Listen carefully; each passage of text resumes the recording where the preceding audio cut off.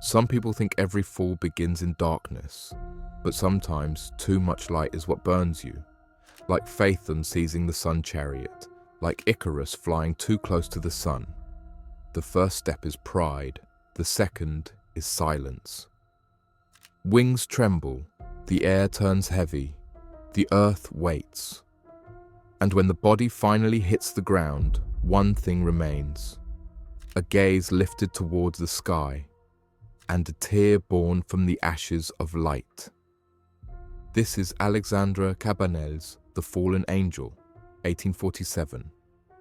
A young angel, wings folded, muscles still tense from the impact.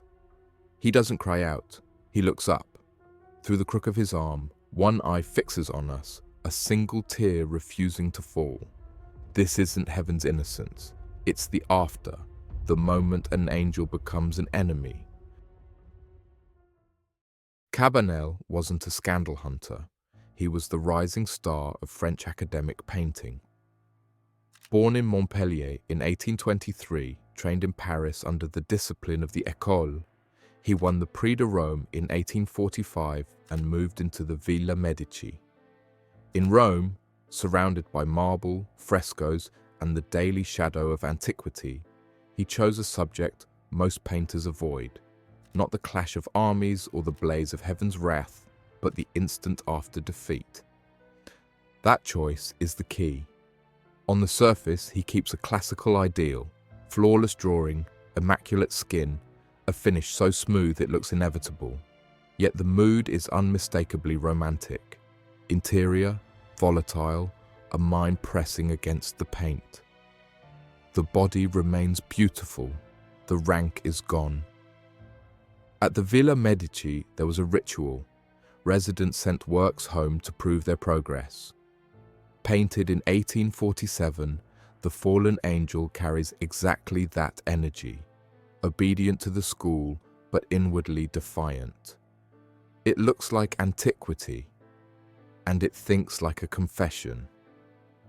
2 decades later, Cabanel would unveil The Birth of Venus at the Salon of 1863, purchased by Napoleon III, and his name would become synonymous with official beauty.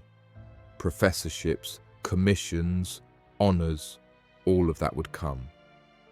But before the courtly sheen, at just 24, he painted a fallen prince of light with a face you cannot forget.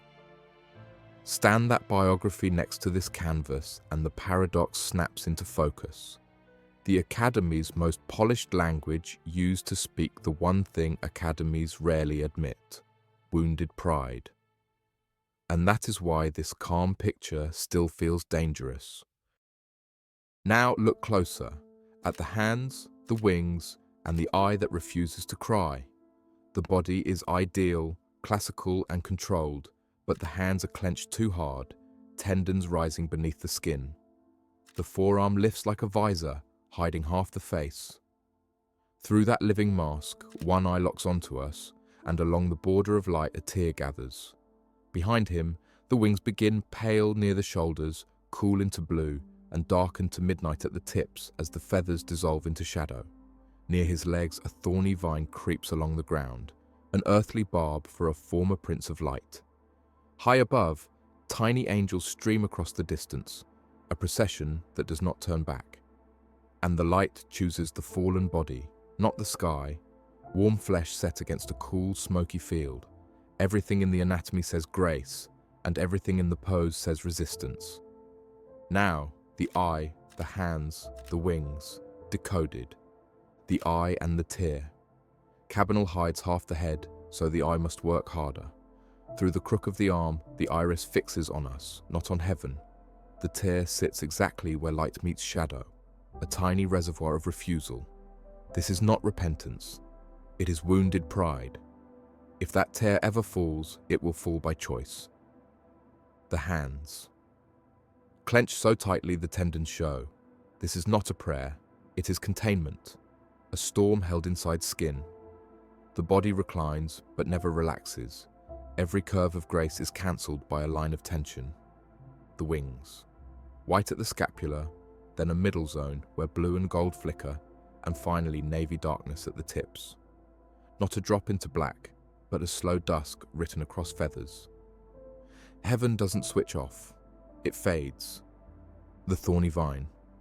Low, almost ignorable, yet crucial. In Eden, vines climb toward light. Here a thorn crawls at his feet. The message is quiet and cruel. The earth wounds, and the next kingdom he walks will cut. The procession above. Small angels stream across the high distance. Cabanel doesn't paint a gate slamming. He paints distance increasing, a calm that hurts more than thunder. Color logic. Warm flesh against a cooled, smoke-toned field, embers of gold blinking inside the wings. Your eye traces a diagonal path, from shoulder to tear to fist to thorn, from beauty to wound to will to earth. The light prefers the fallen body, not the sky, as if to say, the form remains perfect, but the rank is gone. Put it together, and the paradox snaps into focus. The Academy's most polished language, flawless drawing, immaculate finish, classical restraint, speaks the one thing academies rarely admit. Wounded pride. That is why this calm picture still feels dangerous. The beauty is undeniable, the discipline intact, the craft impeccable, yet the emotion refuses to kneel. It looks like antiquity. It feels like a confession. And once you've seen that tear, you cannot unsee it. It lingers because it is built on a contradiction. Orthodox craft fused with intimate rebellion. When most people think of Cabanel, they picture the birth of Venus, elegant, official, adored. But beneath that sheen lies the artist who once painted heaven's exile as irresistibly beautiful. Stand before the canvas in Montpellier and try to look away first. You won't. This painting is a trap of the eye and a test of the heart. So tell me, does the tear confess shame or announce revenge? Is that beauty a remnant of grace or the weapon of pride? Share what you see in the comments. And if art that unsettles you makes you think harder, subscribe. We'll keep opening doors like this, one canvas at a time.